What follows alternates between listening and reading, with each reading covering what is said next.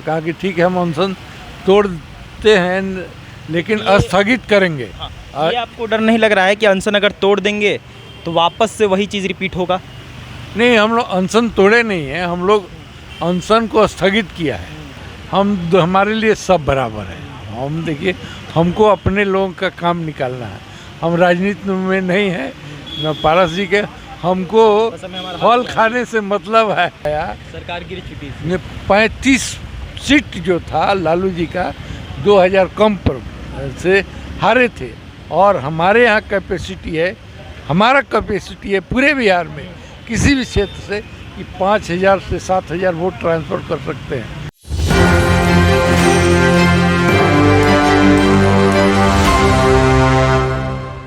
नमस्कार, मैं नंदन, आप देख रहे हैं एक न्यूज़ 24। देखिए, गर्दनीबाग धरना स्थल पर हम मौजूद हैं। जो भी कुछ मुद्दा था उसको लेकर ज़्यादा विषय लंबा नहीं करेंगे। सबसे पहले हमने जितनी खबरें इस बारे में चलाई, इस विषय में चलाई है, आप परिचित होंगे ही। बैनर देख सकते हैं, बैनर के माध्यम से आपको और ज़्यादा परिचित करवा देते हैं हम। उसके बाद देखिए, अनशन की बात करें तो आमरण अनशन लगातार यहाँ पर दिया जा रहा था, लेकिन अरुण भारती आते हैं, आकर जूस पिलाकर आश्वासन देते हैं कि चलो ठीक है, अब आपके विषयों पर हम चर्चा करेंगे, विमर्श करेंगे और सरकार से हम बातें करेंगे। लगातार अनशन आप दे रहे थे और आपकी हालत भी बहुत गंभीर थी। इसके पहले भी हम आए हुए थे। अरुण भारती आते हैं, क्या कुछ आश्वासन मिलता है आप लोगों को इस बार?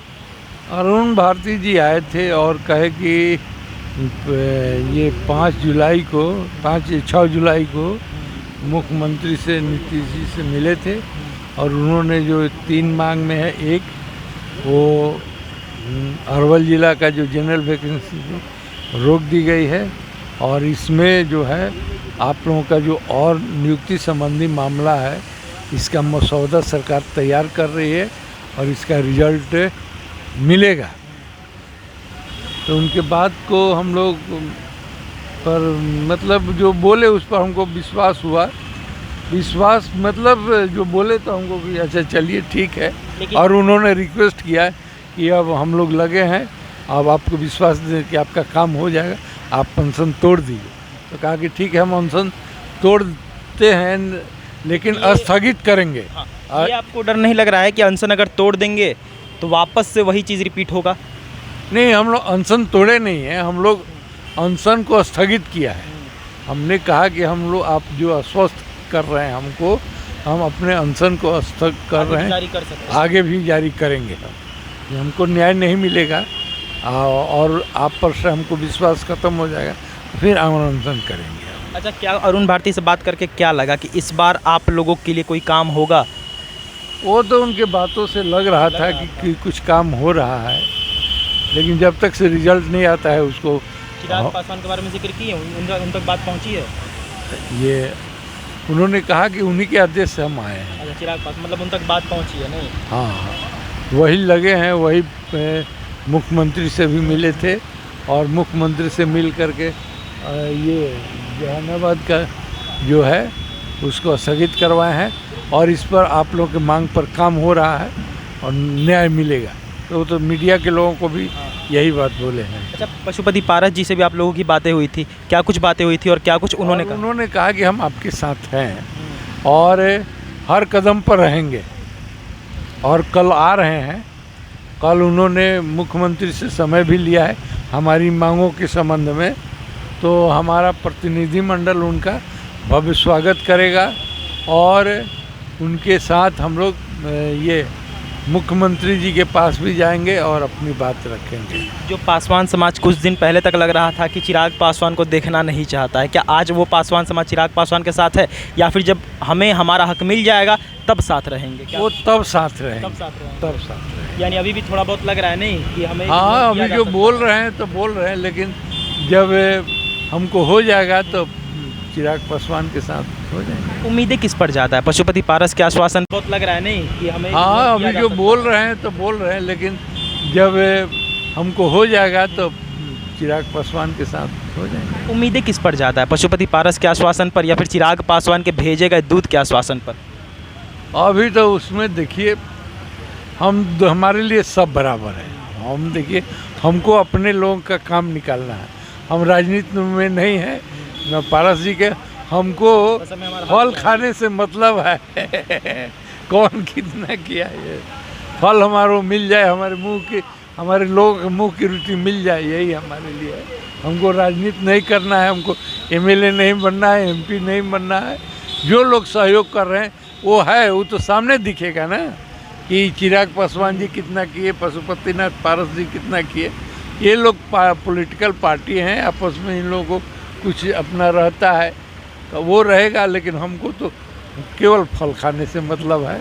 जो करेगा उसके लिए खड़ा रहेंगे। संख्या कितनी है दफादार चौकीदारों की? संख्या हम इसलिए पूछ रहे हैं कि अगर आपके लिए काम नहीं होता है तो आप लोग अपने वोट के माध्यम से वो चोट पहुंचा सकते हैं। चोट आपको कहानी बताते हैं कि ये जो अभी हमारी स्थिति है ना, ठीक वह 2005 में यही स्थिति थी। Rajkumar Gupta versus state of Bihar में के आलोक में जो हमारी नियुक्ति हुई है, उसको ही तो नियुक्ति को रद्द नहीं किया, बंद कर दिया, रद्द कर दिया था 11/4 से। हम लोग रिक्वेस्ट किए, 1 बार किए, 2 बार किए, 3 बार किए लालू जी से। तो लालू जी तक केंद्रीय में रेल मंत्री थे, राबड़ी जी की सरकार थी, नहीं हुई। लास्ट में जब चुनाव का घोषणा का समय आया तो हम लोगों ने अपना निर्णय लिया कि जो सरकार हमारी मुंह की रोटी सीनी है उसको सत्ताच्युत करेंगे, और हम लोग लग गए। और हम गांधी मैदान में हमारा चौकीदार कसम खाया कि राजद का कम से कम 50 वोट बिगाड़ेंगे, और ये करके दिखाया। जब रिजल्ट आया, सरकार गिर चुकी थी, 35 सीट जो था लालू जी का 2000 कम पर से हारे थे। और हमारे यहाँ कैपेसिटी है, हमारा कैपेसिटी है पूरे बिहार में किसी भी क्षेत्र से कि 5000 से 7000 वोट ट्रांसफ़र कर सकते हैं, जिसको चाहेंगे तो।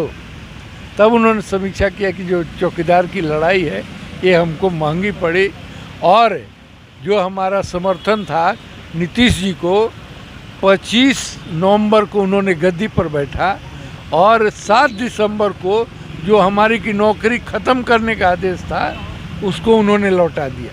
7 दिन में ये होता है शक्ति का प्रदर्शन। वोट का चोट मिल सकता है। हाँ, तो ये जानते हैं नीतीश जी, ये जानते हैं। और चौकीदार दफदार नहीं रहता तो ये मुख्यमंत्री की गद्दी पर नहीं जाते। भले बाद में क्या हुआ क्या नहीं हुआ, लेकिन गद्दी तक पहुंचाने में हम लोगों का योगदान है, ये खुद वे लोग जानते हैं। देखिए यहाँ इसीलिए ये कोर्ट के बाद में हुआ, तो फिर 14 में फिर वो किए। अभी जो हुआ, अभी तो 14 में नीतीश जी ने किया था, अभी कोर्ट के में ये है। हो सकता है अभी कल ही का जो विधानसभा में ललन पासवान जी का क्वेश्चन आया है, उसमें था कि ये न्यायालय में विचाराधीन है, इसलिए सरकार निर्णय नहीं ली। तो हो सकता है सरकार सुने, नहीं सुनेगी तो हम लोग अपना, वो जानती है हमारी शक्ति को।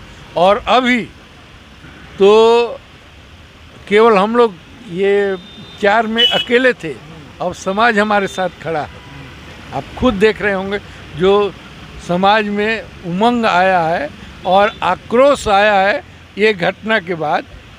वो एक अधिक काम नहीं हुआ तो पूरा समाज, चाहे चिराग जी हों चाहे पारस जी हों, कोई नीतीश के साथ खड़ा हो जाए, लेकिन ये अपना जो हक के लिए है समाज तैयार है, और वो विधानसभा में दिखा देगा। नहीं रहेगा, ठीक है, दोबारा करेंगे। देखिए यहाँ पर पासवान समाज के लोग या फिर कहें दफादार चौकीदार कम्युनिटी के जितने भी लोग थे, उनके तरफ से जो भी कुछ खबरें थी वो लगातार हम आपको दिखाते आ रहे थे। जो आमरण अनशन इनका जारी था उसको लेकर भी हमने बताई। हम अपने स्टूडियो से भी खबरें लगातार बना रहे थे, आखिर कि चिराग पासवान तक बातें क्यों नहीं पहुंच पा रही है। अनशन बहुत ही ज़्यादा तगड़ी थी। सुबह में अरुण भारती आते हैं और सुबह में आकर इनके अनशन को तोड़वाते हैं, जूस पिलाकर। ये आश्वासन देते हैं कि हाँ, आपकी बातें हम रखेंगे सरकार तक और आपकी मांगों को हम पूरी भी करेंगे। समय बताएगा कि आखिर अरुण भारती या चिराग पासवान या पशुपति पारस कौन इनकी मांगों को रखते हैं और इतने सालों से जो इनकी मांग है, प्रमुख मांग है, उनको पूरी करते हैं। तो ये थी आज की रिपोर्ट। बाकी इस वक्त तमाम खबरों सब बने देखते हैं।